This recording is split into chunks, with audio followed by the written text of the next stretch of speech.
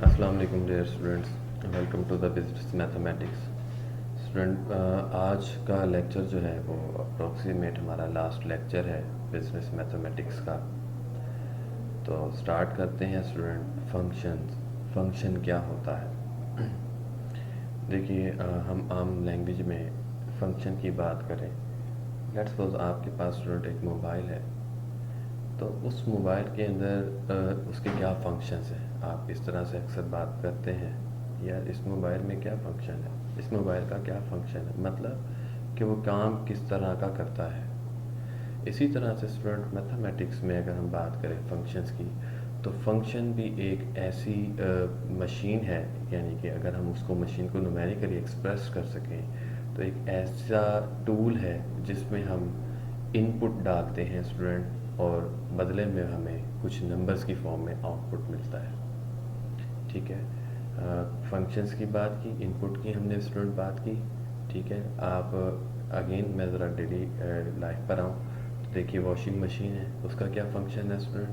Basically वो clothes जो हैं वो वॉश करके देती है। सिमिलरली फैंस हैं, फ़ैन का बेसिकली क्या फंक्शन होता है? वो हमें एयर प्रोवाइड करते हैं।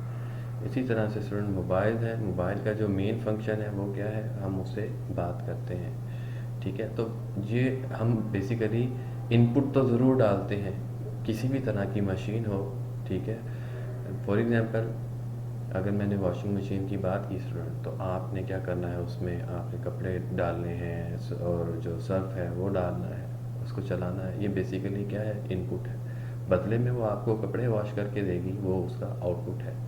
इसी तरह से स्टूडेंट मैथमेटिक्स में भी हमारे पास फंक्शंस हुआ करते हैं, डिफरेंट नौइयत के, डिफरेंट टाइप्स के। तो उसमें हमने इनपुट डालना है, और उस फंक्शन के बाद वो नंबर परफॉर्म होने के बाद जो हमें रिज़ल्ट मिलेगा, जो हमें आउटपुट मिलेगा, हम उसको क्या बोलेंगे? वो हमारा फंक्शन कहलवाएगा। अब स्टूडेंट यहाँ मैंने बात की इनपुट की, तो इनपुट का मतलब बेसिकली क्या है स्टूडेंट? इनपुट को हम डोमेन कहेंगे उस फंक्शन की। जो नंबर्स हम डालेंगे, वो नंबर्स कौन कौन से हो सकते हैं? कोई भी नंबर है। ठीक है, तो जब हम नंबर्स को उसमें पुट करेंगे तो उस फंक्शन के बिहेवियर से जो रिज़ल्ट आएगा वो हम उसको आउटपुट, या हम उसको रेंज कहेंगे उस फंक्शन की। स्टूडेंट, मैंने नंबर्स की बात की, आप लोगों को नंबर्स का भी मालूम होना चाहिए। तो नंबर्स की जो अरेंजमेंट है मैं आपको वो बता दूँ स्टूडेंट। हमारे पास नंबर्स जो हैं, स्टार्ट में जो काउंटिंग इंट्रोड्यूस हुई, तो नेचुरल नंबर का सेट हमारे पास आया, यानी कि 1 2 3 4 अप टू सो ऑन।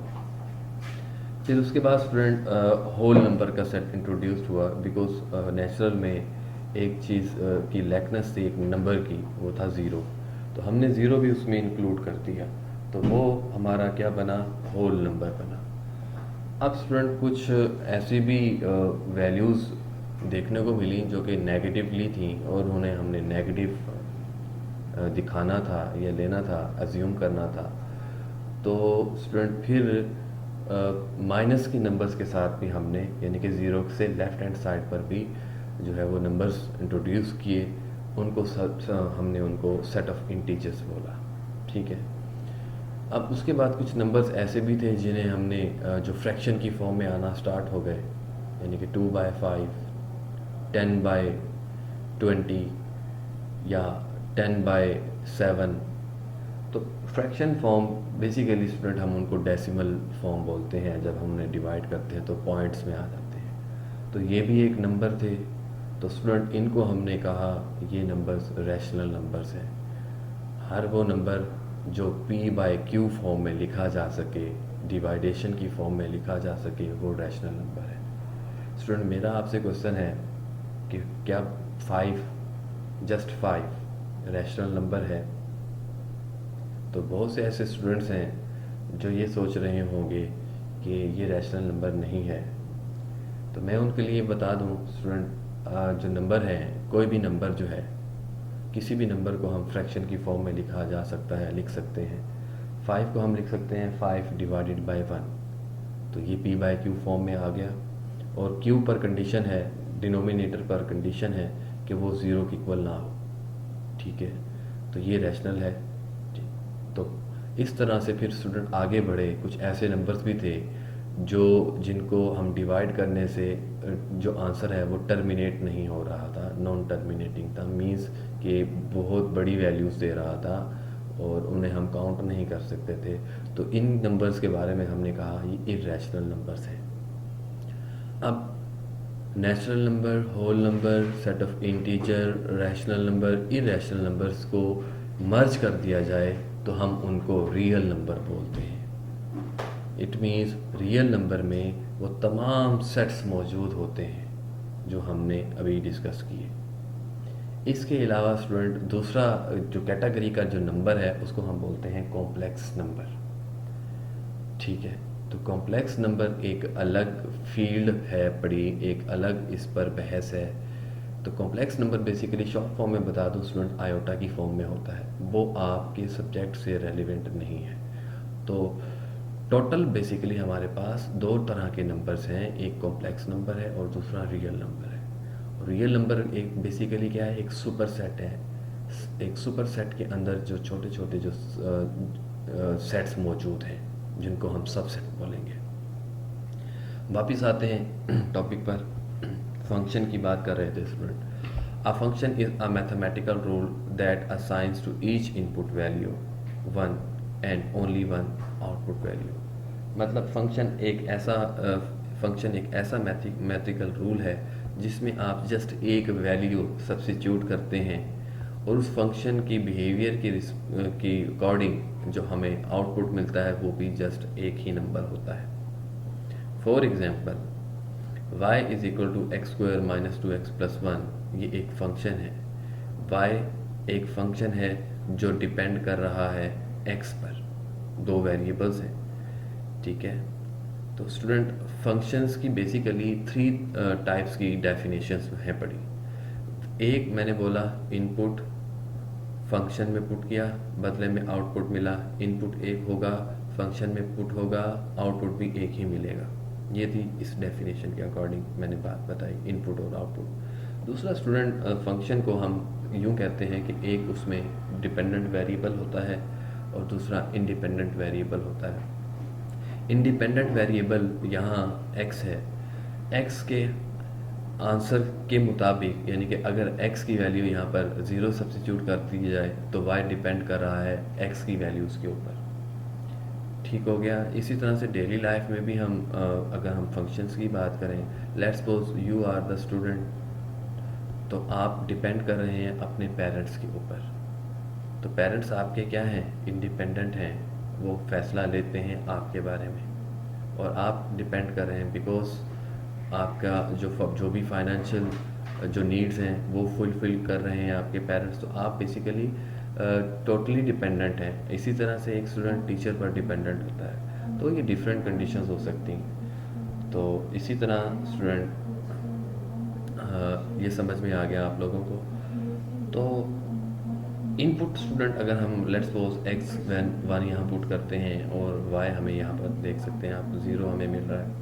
इसी तरह से x को 2 सब्स्टिट्यूट करते हैं तो y की वैल्यू 1 मिल रही है, x की वैल्यू -5 पुट करते हैं तो y 36 मिल रहा है। तो आप देख सकते हैं कि हर बार y जो है वो डिपेंड कर रहा है x की वैल्यूज़ के ऊपर, y का बिहेवियर डिपेंड करेगा x के बिहेवियर के ऊपर। ठीक हो गया। आगे बढ़ते हैं स्टूडेंट। अब ये थर्ड जो वे है, ठीक है, एक कंसेप्ट क्या है इनपुट आउटपुट का, दूसरा कंसेप्ट क्या है डिपेंडेंट और इंडिपेंडेंट का, और जो थर्ड कंसेप्ट है स्टूडेंट हम उसको मैपिंग कहते हैं। आप लोगों ने 10th स्टैंडर्ड में मैपिंग पढ़ी थी। मैपिंग क्या है बेसिकली स्टूडेंट, ये भी एक तरह का एक फंक्शन है, ठीक है, और जिसकी डोमेन का मतलब इनपुट है। ये x आपको यहाँ पर शो हो रहा है। अब अगर हम ऊपर एग्जांपल को देखें, ये हमारा एक फंक्शन था बट यहाँ आपको फंक्शन नहीं नज़र आ रहा। यहाँ पर ये शो कराया जा रहा है कि अगर x को 1 पुट करें उस फंक्शन में, ये फंक्शन है, तो बदले में हमें 0 मिलता है। तो हमने इसको कोरस्पॉन्डिंग इसकी इमेजेस बना दी, यानी कि 0 एक इमेज है किसका, 1 का। ठीक हो गया। तो ये है इमेज और हम 1 को बोलते हैं प्री इमेज। इमेज बनने से पहले वाला नंबर। सिमिलरली हमने 2 सब्स्टिट्यूट किया, यहाँ हमें 1 मिला। -5 पुट किया तो हमें 6 मिला। 10 सब्स्टिट्यूट किया तो हमें 81 मिला। तो ये हमारे पास y है। तो आप देख सकते हैं यहाँ मैंने क्या लिखा, function such that x goes to y, यानी कि x की वैल्यूज़ पुट करने से हमें y के आंसर्स मिल रहे हैं। और यहाँ स्मॉल वर्ड एक यूज़ किया गया है ऐसे कर्व शेप में, ये m स्टैंड्स फॉर मैपिंग है। तो स्टूडेंट ये मैपिंग आपको बताएगी, ये मैपिंग का बिहेवियर आपको बताएगा कि ये फंक्शन है या नहीं है। अब ये क्वेश्चन है, देखिए फंक्शन होने, एक होता है स्टूडेंट फंक्शन और दूसरा होता है रिलेशन। ठीक है, अब मैं आपको फंक्शन और रिलेशन में फ़र्क बताने वाला हूँ। अब ये y is equal to x square minus 2x plus 1, दिखने में तो आपको ये नज़र आ रहा है कि x जो है वो इंडिपेंडेंट है और y डिपेंड कर रहा है x की वैल्यूज़ पर, तो ये बेसिकली एक फंक्शन है। तो ये ज़रूरी नहीं है कि एक फंक्शन हो, ये दिखने में तो फंक्शन है, तो हम मैथमेटिकली प्रूव कैसे करेंगे कि क्या ये एक फंक्शन है या नहीं है। तो उसके लिए स्टूडेंट देखिए, हमने यहाँ पर इनपुट्स किए, यानी कि हमने इनको डोमेन दी, और इनका जो डोमेन का एलिमेंट है वो यूनिक है। यूनिक का मतलब जस्ट 1 हमने पुट किया, उसके कॉरस्पॉन्डिंग 0 आया।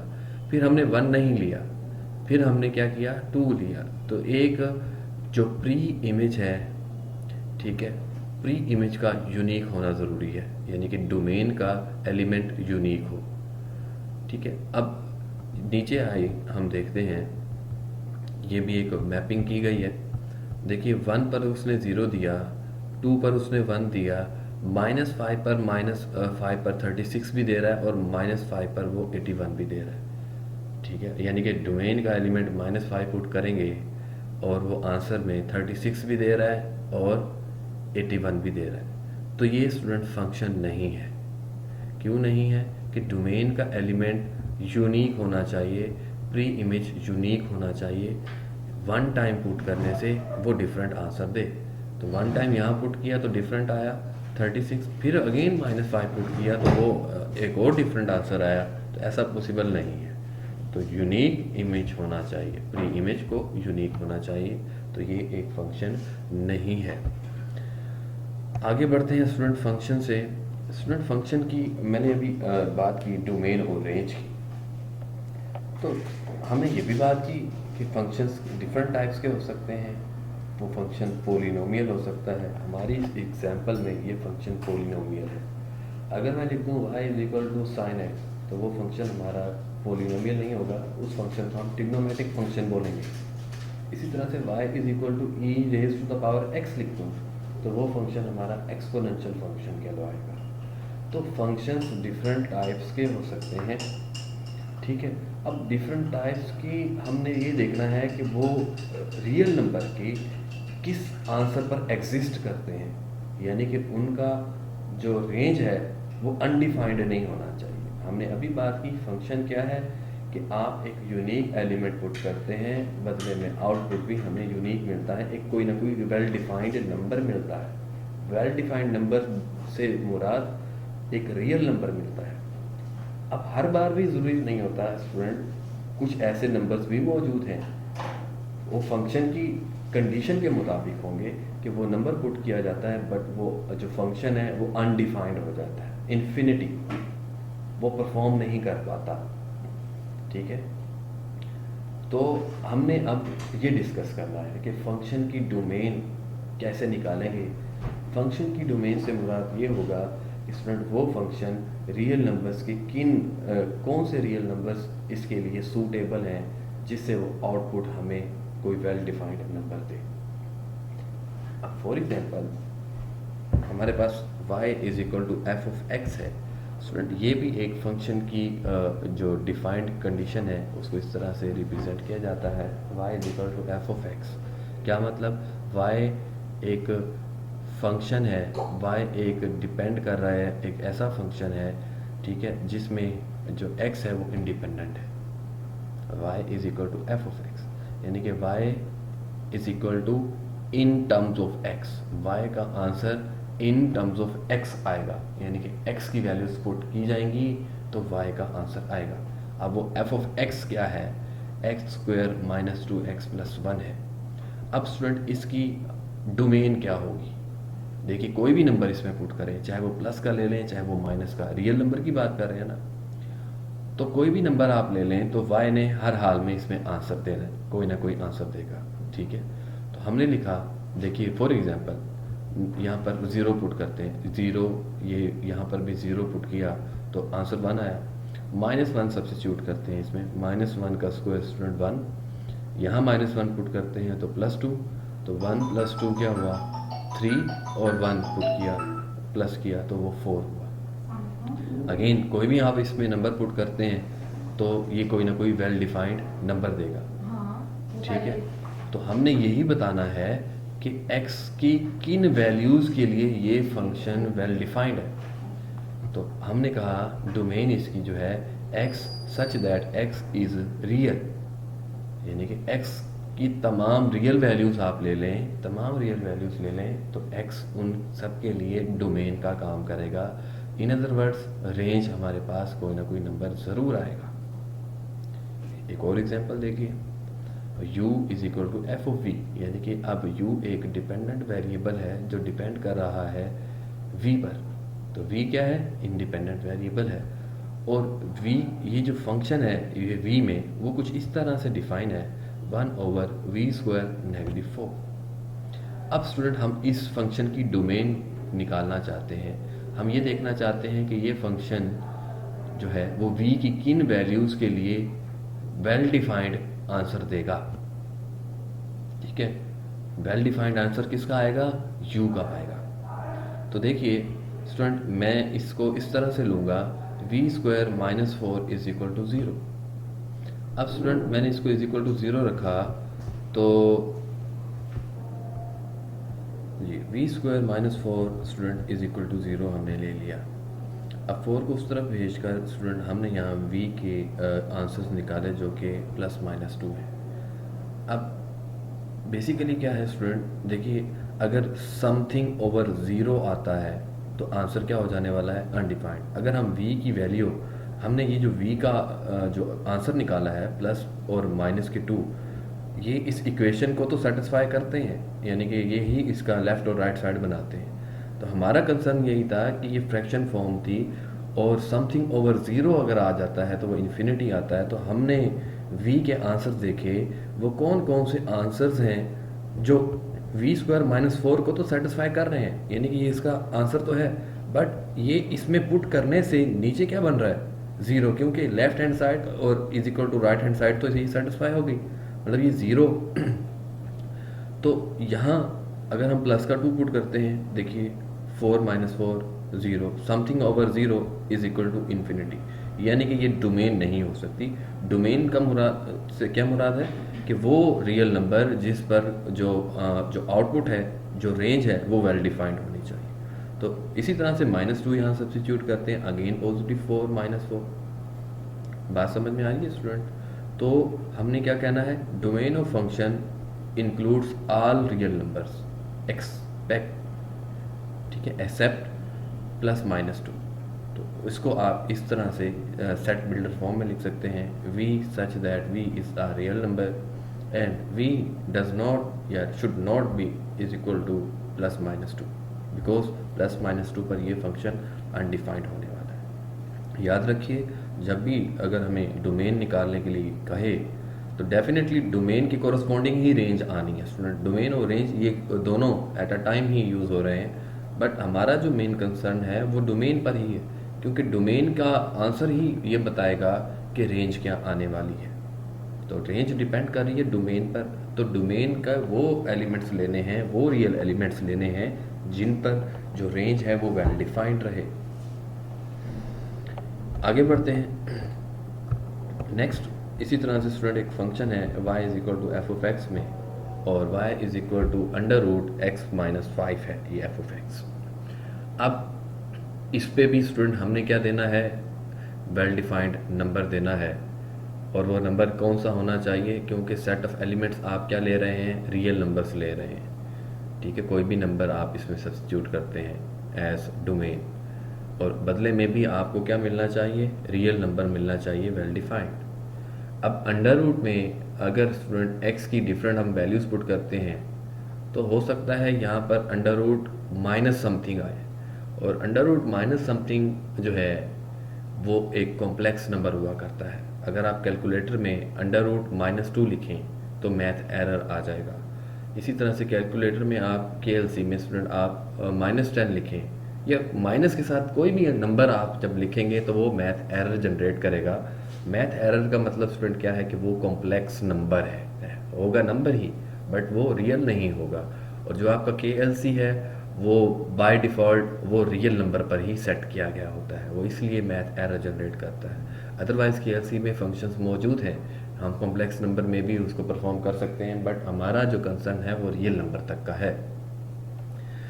तो स्टूडेंट ये अंडर रूट माइनस, ये देखिए मैंने यहाँ लिखा कि ये अगर अंडर रूट माइनस की फॉर्म में आ गया तो विल गिव कॉम्प्लेक्स नंबर। तो इसका मतलब क्या है कि हमें अंदर वाले को क्या दिखाना है, या वो ज़ीरो हो या वो ज़ीरो से बड़ा होना चाहिए। ठीक है, जैसे लाइक अंडर ज़ीरो का अंडर रूट क्या होगा, ज़ीरो। ज़ीरो जो है वो एक वेल डिफाइंड नंबर है।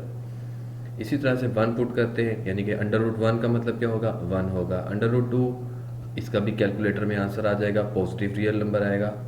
ठीक है, पॉजिटिव भी आए या नेगेटिव बट हो रियल नंबर। तो लेकिन कंडीशन यहाँ लग गई अंडर रूट की, तो माइनस, अब यहाँ अगर अंडर रूट ना होता तो माइनस अगर आ भी जाता तो हमें इससे कोई मतलब नहीं था, यानी कि ओके था। ठीक है, बट अंडर रूट में जब कंडीशन आ गई तो अंडर रूट माइनस समथिंग जो है वो तो कॉम्प्लेक्स नंबर होता है। तो हमने कहा इस कंडीशन के मुताबिक इस अंदर वाले जो आंसर को ज़ीरो और ज़ीरो से बड़ा होना चाहिए, तभी ये जो इसकी रेंज है वो वेल डिफाइंड रहेगी डोमेन की कॉरस्पॉन्डिंग। तो हमने यहाँ से स्टूडेंट एक्स का आंसर निकाला, देखिए आपने इसको वहाँ भेज दिया, या आप +5 को दोनों तरफ ऐड कर सकते हैं, ये इनइक्वालिटी है। तो -5 और +5 कैंसिल होकर x greater than and equal to 5 आएगा। अब इसका क्या मतलब है कि ये जो डोमेन आप इस फंक्शन के लिए लेंगे वो 5 और 5 से ग्रेटर देन होनी चाहिए। अगर आप इससे लेस देन करेंगे तो ये जो फंक्शन है वो कॉम्प्लेक्स नंबर आंसर बनेगा। ठीक है, अब देखिए 5 पुट करते हैं तो 0, अंडर रूट 0 का मतलब 0। 6 पुट करते हैं, 6 - 5 1, अंडर रूट 1 1। इसी तरह से 7 पुट करेंगे, 7 - 5 2, अंडर रूट 2 एक आल्सो हमें आंसर पॉजिटिव नंबर देगा।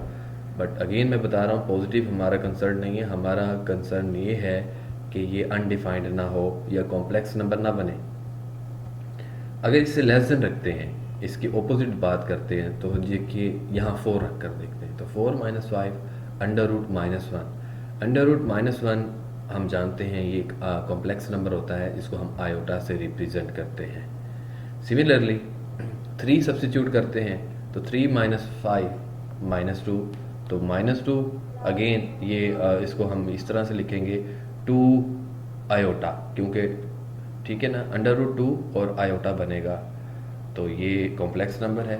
तो हम इस रिजल्ट पर पहुंचे, domain of function include all real numbers which are greater than और इक्वल टू 5, और इसको सेट बिल्डर फॉर्म में लिखा जा सकता है x such that x is real and x greater than equal to 5।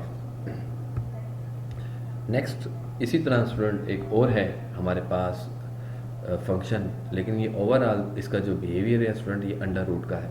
Again under root में negative answer नहीं होना चाहिए। इसका मतलब क्या है कि अंदर वाला जो एक्सप्रेशन है उसको should be greater than and equal to 0 होना है। क्यों, हम जानते हैं कि अगर ये नेगेटिव आंसर दे दिया इसने तो ये कॉम्प्लेक्स नंबर बन जाएगा। तो स्टूडेंट ये देखिए, ये एक तो ये है हमारे पास क्वाड्रेटिक फैक्टर, हमने इसके फैक्टर्स बनाए। ठीक है, अब ये भी ग्रेटर देन इक्वल टू 0 और ये भी greater than and equal to 0, और यहाँ से स्टूडेंट हम x का आंसर निकालेंगे, और जब हम x का आंसर स्टूडेंट निकालेंगे तो देखिए अब अगर मैं इसको इस तरफ भेजता हूँ तो ये हमारा आंसर क्या बनेगा, x less than and equal to -4। ठीक है, ये साइन स्टूडेंट मैंने ऑपोजिट किया है। ठीक है, अब ये ऑपोजिट करने की क्या रीज़न बनी स्टूडेंट, देखिए x plus 4 greater than and equal to 0 है, तो हम इसको इस तरफ लेके गए, तो ये वैसे तो x greater than and equal to -4 आया, ठीक है। तो देखिए स्टूडेंट, एक्चुअली तो हमने ऐसे ही लिखना था ना, x is equal to greater than and equal to -4, ये जैसे ये मैंने यहाँ पर कट किया, बट बजाय इसके मैंने लिखा x less than and equal to -4। इसकी स्टूडेंट ज़रूरत क्यों पड़ी, ये मैंने क्यों लिखा, देखिए इस स्टेटमेंट को फॉर एग्जांपल अभी ये है तो बिल्कुल ठीक, बट हम इसको अभी फ़िलहाल सपोज करते हैं कि ये ठीक है, हो सकता है ये ठीक हो। देखिए मैंने लिखा x less than and equal to -4, ठीक है। अब इसके ऑपोजिट जाते हैं, यानी कि -4 से छोटे एलिमेंट स्टूडेंट क्या होते हैं, -5, -6, -7, बट हम इसका कंट्राडिक्शन लेते हैं, ठीक है। हम इसमें -5 की बजाय ऑपोजिट आते हैं, हम इस सेंस में आते हैं x greater than and equal to -4। तो -4 से बड़े स्टूडेंट क्या है, -3। देखिए यहाँ मैं दोनों तरफ -3 रखता हूँ, -3 यहाँ पर भी, -3 यहाँ पर भी, तो इसका आंसर, ये स्टेटमेंट फिर गलत हो जाएगी। देखिए -6 हो गया और यहाँ पर 1, तो -6 और -1 मल्टीप्लाई करते हैं तो क्या बनता है आंसर, -6 बनेगा। क्या -6 बड़ा होता है या इक्वल होता है 0 के, तो सिंपली नहीं, ठीक है। इसी तरह आप इसमें -2 सब्स्टिट्यूट करके देखें तो इस पर ये कंडीशन सेटिस्फाई नहीं होती। लेट्स सपोज इस स्टेटमेंट को भी हम निगलेक्ट करते हैं, इस -6 को हम यहाँ पुट करते हैं, ठीक है, क्योंकि ये कंडीशन फुलफिल नहीं हो रही, तो डेफिनेटली यहाँ पर भी वो -6 ही देगा, और -6 अंडर रूट का मतलब क्या है, कॉम्प्लेक्स नंबर। बात समझ में आ रही है स्टूडेंट। तो हमने इनमें से किसी एक को ऑपोजिट साइन देना है।